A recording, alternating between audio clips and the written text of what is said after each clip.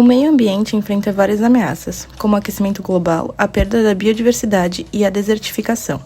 Diante desses riscos, as Nações Unidas organizam diferentes reuniões com o objetivo de buscar a colaboração internacional. Esses encontros são conhecidos como COPs. Contamos o que são, qual é a sua história e quais foram os resultados da COP30. O que é a COP, ou COP30? É a Conferência das Partes. É o órgão decisório da Convenção Quadro das Nações Unidas sobre a mudança do clima. A COP é responsável por tomar decisões necessárias para implementar os compromissos assumidos pelos países no combate a mudanças do clima. E a cada ano é um país que recebe esse encontro. O foco da conferência é buscar formas de implementar a Convenção Quadro das Nações Unidas sobre mudanças do clima, documento assinado por diversos países em 1992. Com a missão de estabilizar a concentração de gases de efeito estufa na atmosfera, tendo como principal objetivo definir medidas necessárias para limitar o aumento da temperatura do planeta a 1,5 graus até o final do século XXI. Em 2015, durante o Acordo de Paris, aproximadamente 200 nações assumiram o compromisso de buscar limitar o aumento da temperatura global a 1,5 graus acima dos níveis da era pré-industrial, mantendo o aquecimento bem abaixo de 2 graus. Estudos científicos amplamente reconhecidos apontam que os efeitos das mudanças climáticas, como ondas de calor extremas e a elevação dos oceanos, seriam significativamente mais severos em um cenário de 2 graus do que de 1,5 graus. No entanto, apenas o avanço expressivo das energias renováveis, principalmente a solar, as metas apresentadas pelos países ainda são insuficientes para garantir o cumprimento do limite de 1,5 graus. E é aí que entra a importância da COP. A conferência funciona como um principal espaço diplomático para que os países revisem, reforcem e sejam cobrados por seus compromissos climáticos.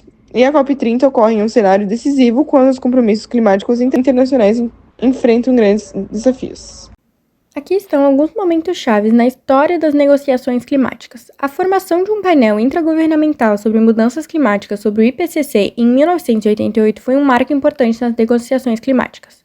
Em 1990, o IPCC publicou seu primeiro relatório de avaliação. O relatório concluiu que as temperaturas globais já aumentaram 32,6 graus Celsius no último século e pediu um tratado global que estabeleça metas claras de emissão.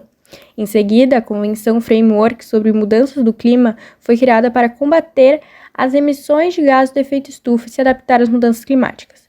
Em 1995, o signatário de políticas desnecessárias realizou a primeira Conferência de Partidos, ou COP, em Berlim, resultando em um documento final que exigia metas de emissões legalmente vinculativas.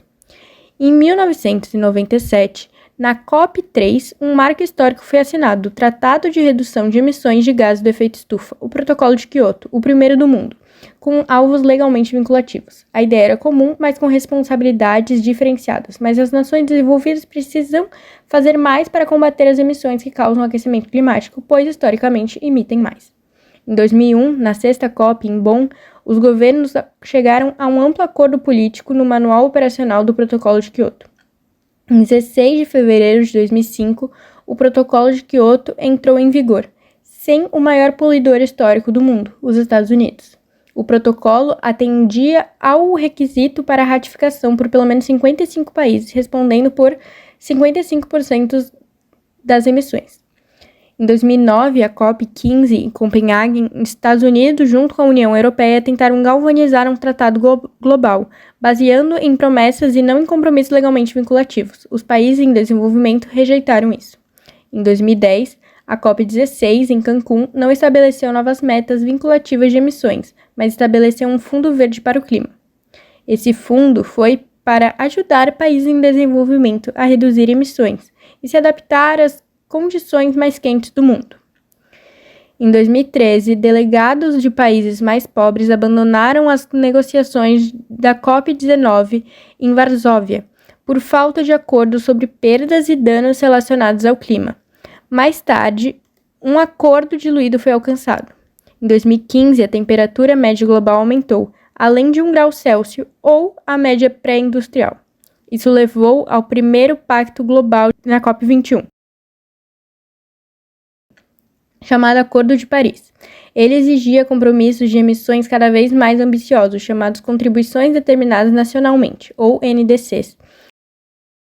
Os países desenvolvidos e em desenvolvimento. Os delegados também se comprometeram a tentar manter o aquecimento até 1,5 graus Celsius. Em 2018, jovens ativistas climáticos, incluindo Greta Thunberg, capturaram a atenção global ao realizar inúmeras manifestações em todo o mundo para participar de protestos de rua semanais exigindo ações climáticas. Em 2020, a COP anual foi adiada em meio à pandemia de Covid-19. Os Estados Unidos, sob a presidência de Donald Trump, retirou-se do Acordo de Paris. Em 2021, na COP26, o Pacto de Glasgow estabeleceu a meta de reduzir o uso de carvão e definir regras para negociações de créditos de carbono para compensar as emissões. O até então presidente dos Estados Unidos, Joe Biden, também retornou ao Acordo de Paris em 2022. A COP27 no Egito resultou em um acordo histórico de um fundo de perdas e danos para desastres climáticos dispendiosos. A última COP fez pouco para abordar as emissões que alimentam tais desastres.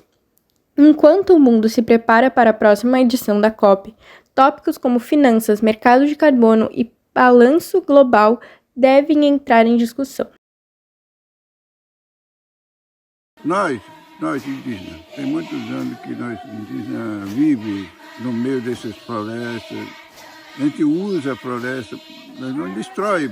Nós temos que cuidar dessa floresta, cuidar desse meio ambiente, do cerrado, do rio. É muito importante para muita gente. Ele diz que é um pulmão para todo mundo. Nós vamos cuidar disso aí. No caso da COP30, a expectativa é ainda maior. 2025 marca o prazo para que as nações apresentem contribuições climáticas atualizadas e mais ambiciosas, conhecidas como NDCs. É o ponto em que os governos terão que provar, sem margem para discursos vazios, se estão dispostos a agir na velocidade que o planeta exige. A COP30 terá uma agenda focada em 5 grandes temas essenciais. A revisão do Acordo de Paris, que será um momento para que os países revisem suas promessas de redução de emissões, buscando uma maior ambição para garantir que o aumento da temperatura global não ultrapasse 1,5 graus. O financiamento climático, que é o apoio financeiro aos países em desenvolvimento que ainda enfrentam dificuldades para se adaptar às mudanças climáticas. Isso será um dos grandes desafios. A transição para energias renováveis e a construção de infraestruturas resilientes são questões centrais para o desenvolvimento sustentável. Soluções baseadas na natureza, que diz respeito sobre o uso das soluções naturais, como a preservação de florestas e a restauração de ecossistemas, será destaque com ênfase na proteção da Amazônia. Justiça climática. A COP30 buscará garantir que os países mais vulneráveis que contribuem pouco para as emissões recebam o apoio necessário para enfrentar os impactos das mudanças climáticas. E adaptação e resiliência. Considerando que os impactos climáticos já estão em curso, será discutida a adaptação de comunidades vulneráveis e a implementação de infraestruturas resistentes. E por fim, qual foi o resultado da COP30? Após o seu término, dia 22 de novembro, a decisão mutirão, um dos principais textos acordados, trouxe alguns avanços importantes, tanto dentro quanto fora das salas de negociação. Mas deixou de fora vários pontos críticos que muitos esperavam ver, como os esforços para conter o aumento da temperatura global ainda bem distantes do necessário e desastres climáticos se tornando cada vez mais destrutivos, foi criada uma expectativa de que os países se comprometeriam com mapas e caminhos para o fim de combustíveis fósseis e para deter o desmatamento, mas elas foram frustradas pela oposição de petroestados. A decisão final inclui apenas uma iniciativa voluntária para acelerar a ação climática nacional, e a presidência brasileira da COP30 pretende avançar com os mapas do caminho sobre combustíveis fósseis e desmatamento fora do processo formal das negociações. Outras áreas tiveram resultados mais promissores. Fortalecer a resiliência aos impactos climáticos foi um tema que ganhou destaque, e a COP30 definiu uma recomendação para triplicar o financiamento para a adaptação. A conferência também apresentou soluções práticas para ampliar o financiamento para tamanho e demanda de transição de baixo carbono.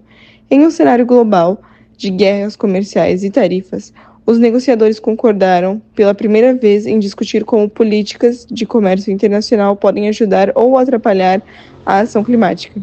Tendo a Amazônia como um pano de fundo, a COP30 também trouxe avanços na agenda da natureza, incluindo um novo fundo para a conservação de florestas tropicais, conhecida pela sigla TFF. Povos indígenas e outras comunidades locais foram reconhecidos como em nenhuma COP anterior.